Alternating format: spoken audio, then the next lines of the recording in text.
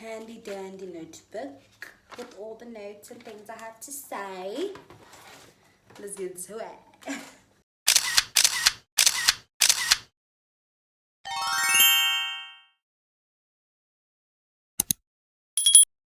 What is good, y'all? I'm Logan, also known as Logie.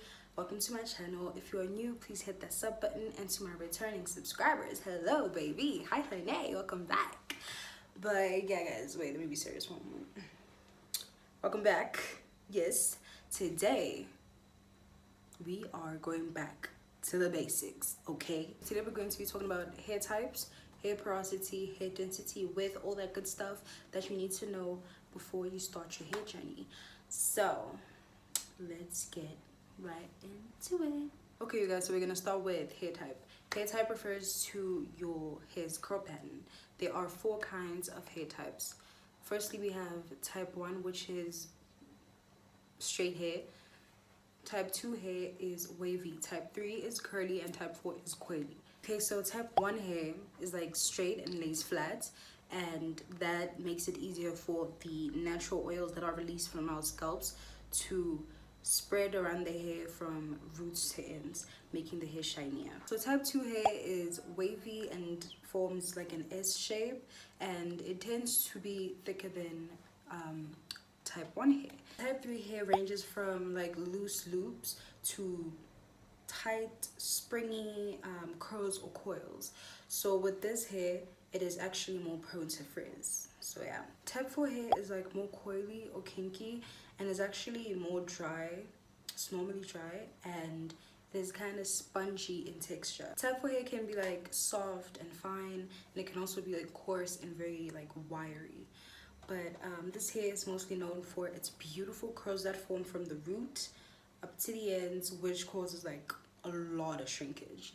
So for those who don't know, shrinkage is when just like your hair kind of shrinks up, like, you know, it's like you don't have length on you, but it's just, yeah. Now that we're done with hair type, we are moving on to hair porosity.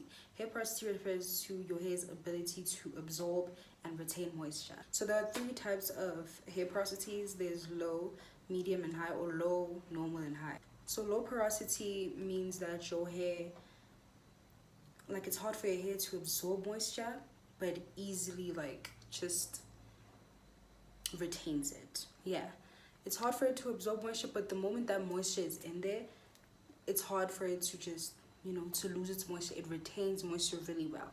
Low porosity is kind of low-key difficult to style as well. And then we move on to medium or normal porosity. So that is just like you're in between high and low, obviously, because it's in the middle. With medium porosity, it means that your hair absorbs like the right amount of moisture and it doesn't allow a lot of moisture to escape. And this type of hair porosity holds like styles very well. Okay, now with high porosity, obviously the opposite of low porosity, it easily absorbs moisture and easily loses it. Yes. So high porosity, most of the time, not most of the time, but like at times, high porosity is kind of an indication that your hair is damaged. Like if you have colored hair, you probably have high porosity because your hair needs that moisture, which is why it's easier for your hair to absorb all that moisture. So with this hair porosity, it can either be inherited or it can be caused by damage, like I said earlier. So now we're gonna move on to testing and finding out what your hair porosity is. So what you're gonna do is you're gonna get a gloss, like not really a gloss, but like anything that you can see through. Add water, pour water into it, and then add like a little strand of your hair to see where exactly it lies. If it's at the bottom, if it sinks, it has high porosity. It's easily absorbing that moisture, which is why it's sinking. It's weighed down by that water that is in there. And if it's on the top, it is low porosity. It's taking time to absorb that moisture. And if it's in the middle, it's medium or normal porosity. Okay, so we're gonna test it out with mine. I'm gonna show you guys how you do this. I have a jar, right, of water, and I have a little strand of my hair here. I don't think y'all can see it, but yeah. And I'm just gonna put it in the water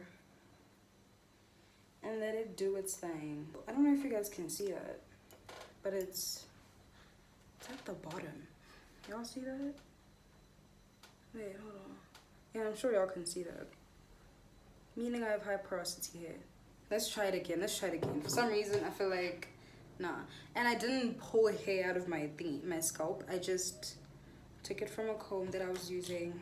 And I have like a little bit of hair here. Yeah. And I have more here. So this is from like the comb I was using earlier on. So what we're gonna do is just drop it in there. Yeah. I don't know if you guys can see the hair, but it's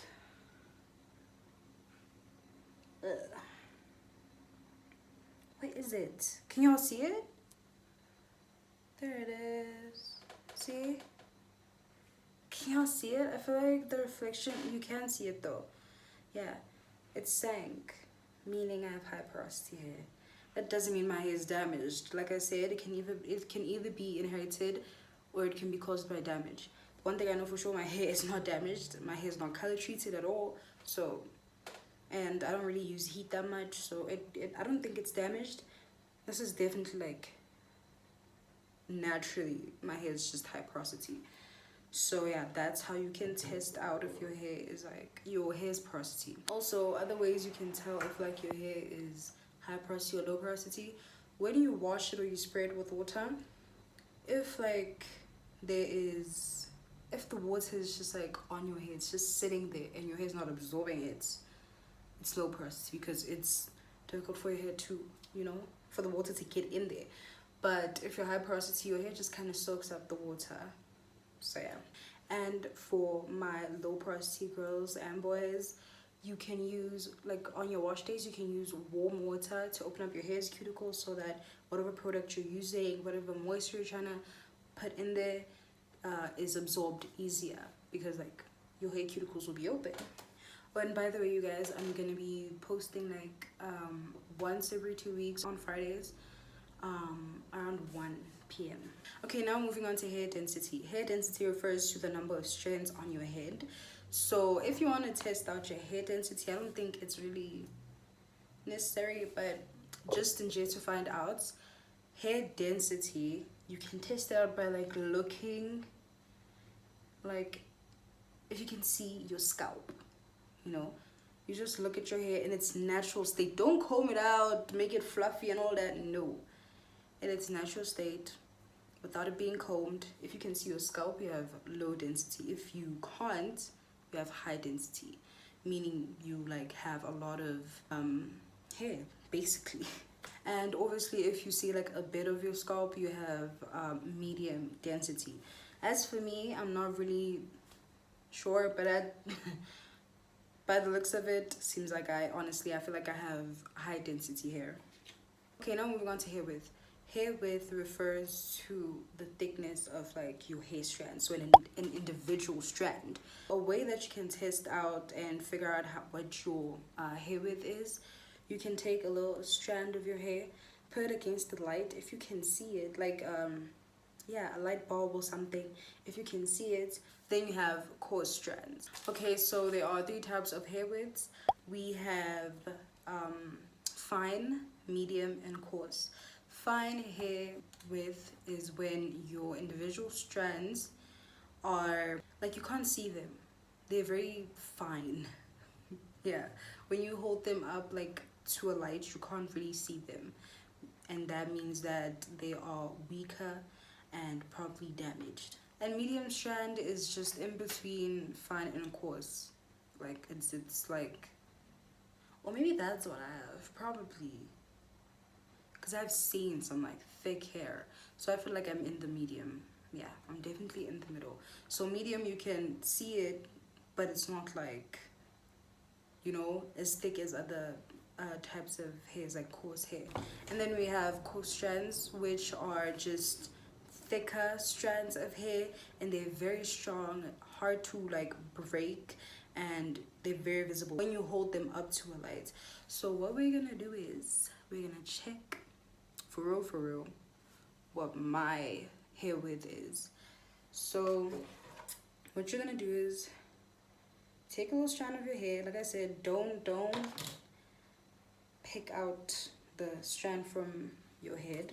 Just take a little bit either from like a comb that you've used. And you guys, a strand is just like this little piece of hair. It's just one strand. You don't take like a bunch of hair, you know. This is one strand. Mine is definitely like in between its medium strands. This is the last thing I'm gonna talk about. I really thought this video was gonna be long, but it's okay. Now we're going on to hair shape. Do you know what's nice about hair shape? As much as your hair has its own natural shape, you can manipulate it and shape it into whatever shape that you feel suits your face, or whatever shape that you like more. So I'm going to be talking about like 4 different hair shapes. If you want to know about any more, you can like look them up. And yeah, okay, so I feel like there are 4 main shapes. So firstly, it's the heart shape, secondly the halo afro, thirdly the blunt bangs, and then long layers.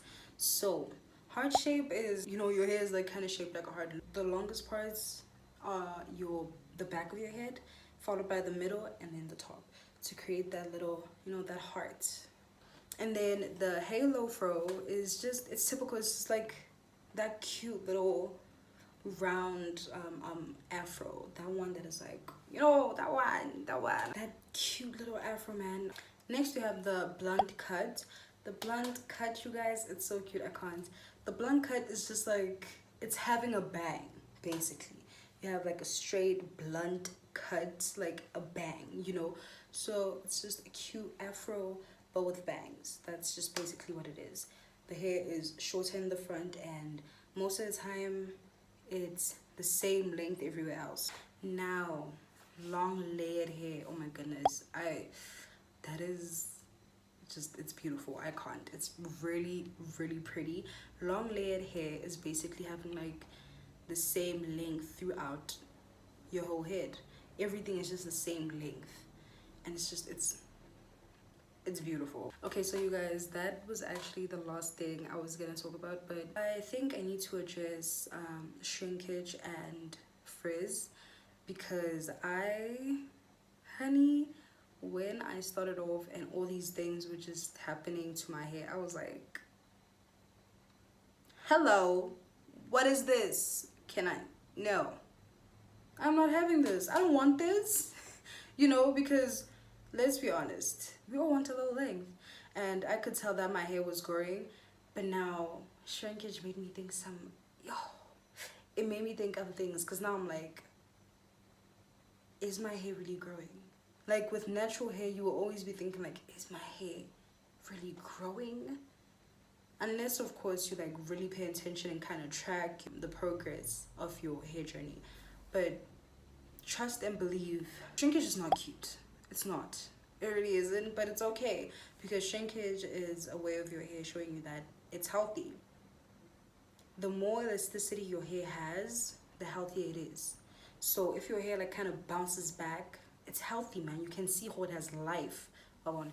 So shrinkage is annoying, yes, but it's good. It's a good thing. So just embrace it, and yeah. I mean, it's gonna take time, but you guys should just try to embrace it. Don't feel some type of way, okay? And natural hair takes time, you guys. You don't just grow inches in a year. I know there are people that we've seen like growing so much hair in like a short amount of time, but no, I personally am gonna tell you, natural hair needs you to be like patient. Trust the process.